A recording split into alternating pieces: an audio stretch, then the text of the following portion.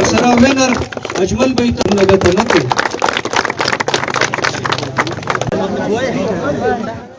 بسم الله الرحمن الرحیم جی زما نوم سید احسان علی شاه دی او زه دلته ایز اسسټنټ کمشنر لوور خپل خدمات سره انجام دوم جی. نن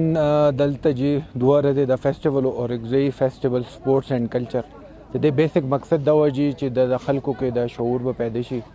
چې د امن طرف ته جی د زمونږ یو کوشش وه او د ماشاءالله نن چې کوم د اکټیویټي دوه ورځې شوي دي دې کې 9 اکټیویټیز شوي دي مختلف قسمه اکټیویټیز دلته وشو جی. دې کې ټایکوانډم و هغې نه علاوه آرچري هغې نه علاوه رسکشي او دې نه علاوه بیډمنټن ټګ آف وار باسکټ بال مارشل آرټس او جمناسټکس او فوډ سټالز هم پکې وو.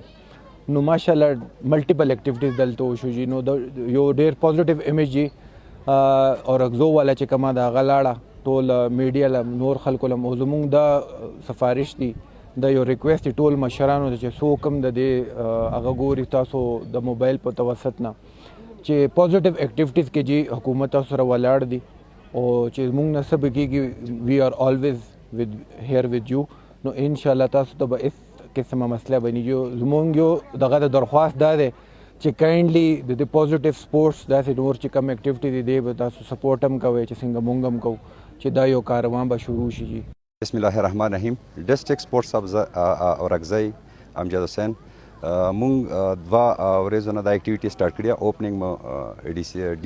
ای سی صاحب کړی هغه کې سایکلینګ و مختلف پهلا ون ډے اکټیویټي سایکلینګ والیبال کرکټ. بیا سیکنډ ډے اکټیویټیز کې کوم د کلچر د تاسو اورګزو کلچر اکټیویټیز دي آرچري دی او بیگ ریس ایتھلیټکس او سایکلینګ کوم د مارشل آرټ والا کوم ګیمونه دا پکې وشول. نو ډېر خوند یې وکړو. دې کې ډي سی صاحب انعامات ورکړه او ډي سی صاحب موږ ته دا هغه دي څه دی لکه اډر دي څه مختلف میاشتې کې کم از کم اورګزو کې تاسو داسې ایونټونه کوئ. نو موږ به کوشش کوو چې موږ تاسو مدد سره به هر ډسټرکټ کې هر په کلي لیول باندې به موږ اکټیویټیز کوو. والا سنې په مو زیاته شکریا ادا کوو داسې په مثبت سرګرمیانو کې موږ ګډون کوي مو دغه یو امن او خب امیج د دنیا ته هي نن څنګه تاسو ولیدلو سنن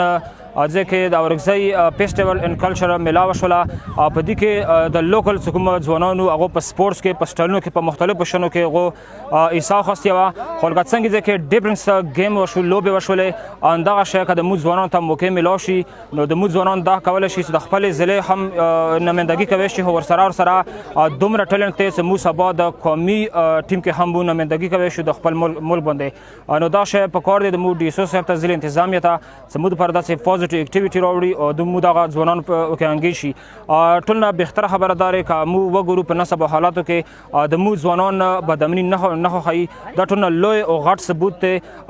په سونو تعداد کې ځوانان نن په دې میله کې دغه ګډون کړی و او دنیا ته په واضح تور باندې وهلو چې مو د امن خلک یو مو امن خوښو او په امن باندې مین خلک یو نو دا سرګرمیانو متبر بر د مو ځوانانو لپاره په کار